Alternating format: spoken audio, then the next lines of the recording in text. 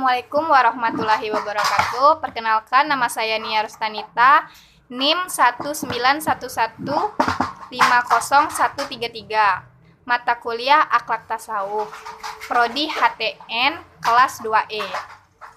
Di sini saya akan menjawab pertanyaan dari mata kuliah Akhlak Tasawuf. Untuk soal yang pertama, jelaskan perbedaan antara definisi akhlak dan tasawuf.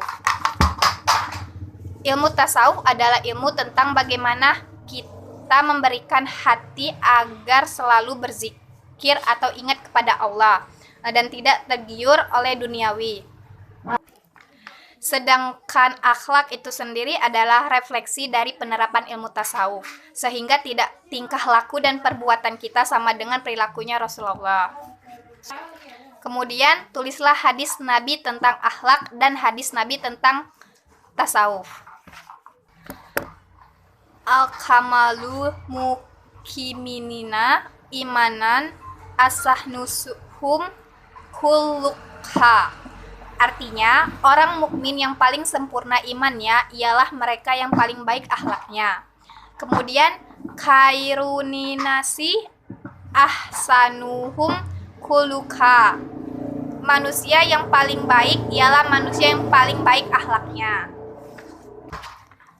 Nomor 2, tulislah ayat Al-Quran tentang akhlak kepada Allah dan Nabi.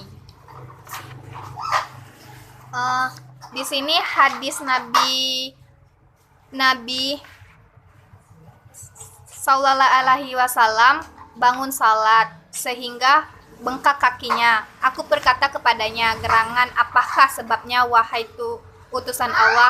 Engkau sekuat tenaga melakukan ini, padahal Allah telah berjanji akan mengampuni kesalahanmu, baik yang terdahulu maupun yang akan datang. Beliau menjawab, apakah aku tidak akan suka menjadi seorang hamba Allah yang bersyukur?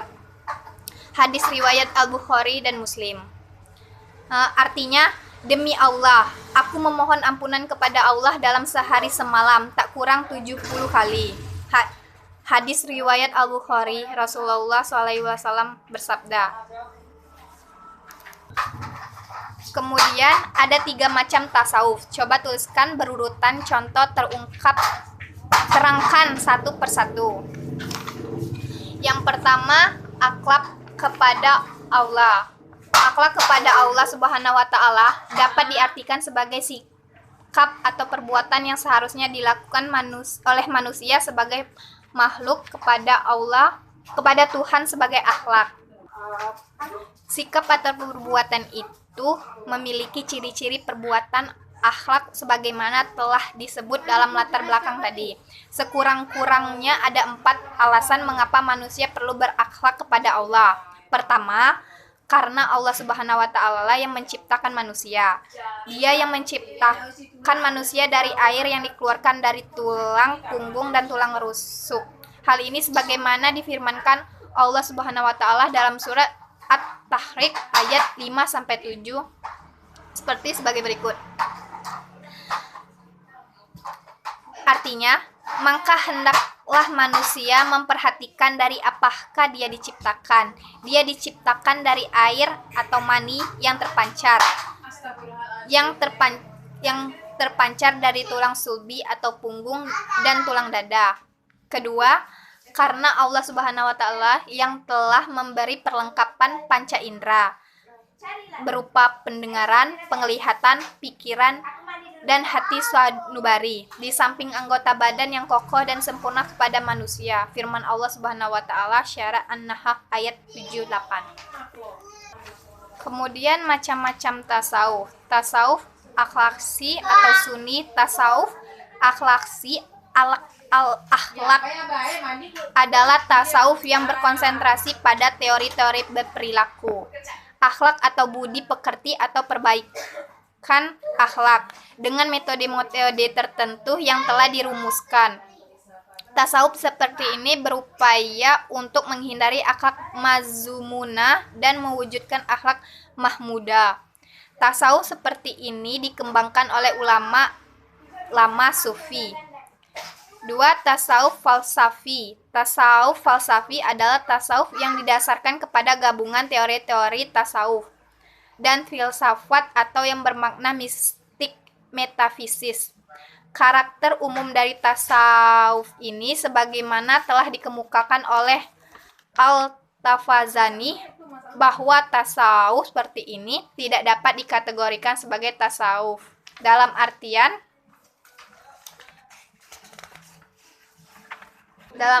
mereka mampu menampilkan argumen-argumen yang kaya dan luas tentang ide-ide ketuhanan. Kemudian tasawuf Syi'i. Paham tasawuf Syi'i beranggapan bahwa manusia dapat meninggal dengan Tuhannya karena kesamaan esensi dengan Tuhannya, karena ada kesamaan esensi antara keduanya. Menurut Ibnu Khaldun yang dikutip oleh Tafazani, melihat kedekatan antara tasawuf falsafi dan tasawuf Syi'i memiliki pandangan hulul atau ketuhanan iman-iman mereka. Menurutnya, dua kelompok itu mempunyai dua kesamaan.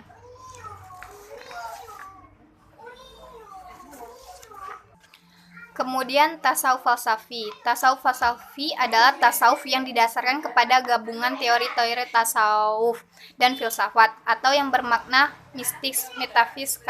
Karakter umum dari tasawuf ini sebagaimana yang telah dikemukakan oleh Tazani bahwa tasawuf seperti ini tidak dapat dikategorikan sebagai tasawuf dalam artian sesungguhnya, karena teori-teorinya selalu dikemukakan dalam bahasa filsafat. Juga tidak dapat dikatakan sebagai filsafat dalam artian yang sebenarnya, karena teori-teorinya juga didasarkan pada rasa. Kemudian perbedaan zuhud dan wara. Zuhud adalah meninggalkan semangat untuk meraih hal yang tidak bermanfaat bagi akhirat, seperti berlebihan dalam hal-hal yang mubah yang dapat membuat seseorang lalai, membuat seseorang lalai dari ketaatan kepada Allah. Jika wara yang syah'i adalah meninggalkan hal-hal yang dapat membahayakan nasib kita di akhirat, termasuk di dalamnya adalah meninggalkan hal-hal yang haram dan syubhat, karena perkara syubhat itu terkadang merupakan hal membahayakan nasib manusia. Yang dimaksud dengan manusia hedonisme adalah pandangan hidup yang menganggap bahwa orang akan menjadi bahagia dengan mencari kebahagiaan sebanyak mungkin dan sedapat mungkin menghindari perasaan-perasaan yang menyakitkan. Hedonisme merupakan ajaran atau pandangan bahwa kesenangan atau kenikmatan merupakan tujuan dan tindakan manusia. Di dalam dimensi akhlak tasawuf ada istilah musabah, taubah, syukur, sabar, ikhlas, ridho, dan tawakal. Jelaskan masing-masing istilah tersebut berdasarkan ayat Al-Quran dan hadis Nabi. Lalu hubungkan dengan kehidupan kita sekarang yang serba susah, payah, sulit lagi. Musabah sering diidentikan dengan proses pengamatan terhadap diri sendiri, wawas ataupun mengevaluasi diri.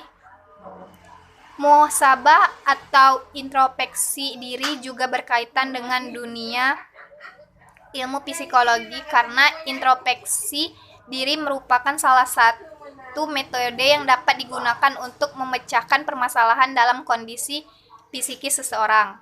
Sedangkan syukur merupakan bentuk keridahan atau pengakuan terhadap rahmat Allah dengan penuh kemurahan hati.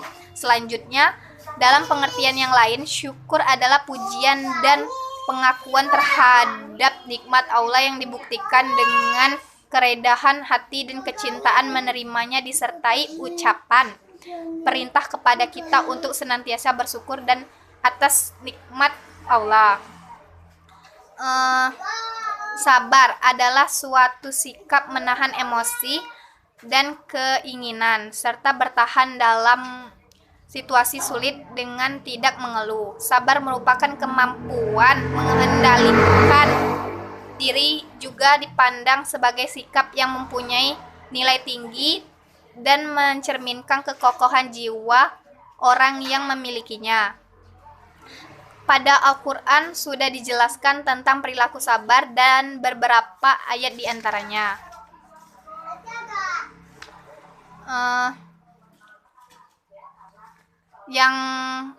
Yang terdapat pada Al-Quran surat Al-Baqarah 177, yang artinya, dan orang-orang yang sabar dalam kesempitan, penderitaan, dan dalam peperangan, mereka itulah orang-orang yang benar imannya, dan mereka itulah orang-orang yang bertakwa.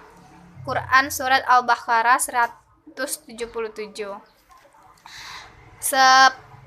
Sampai di situ saja penjelasan dari saya.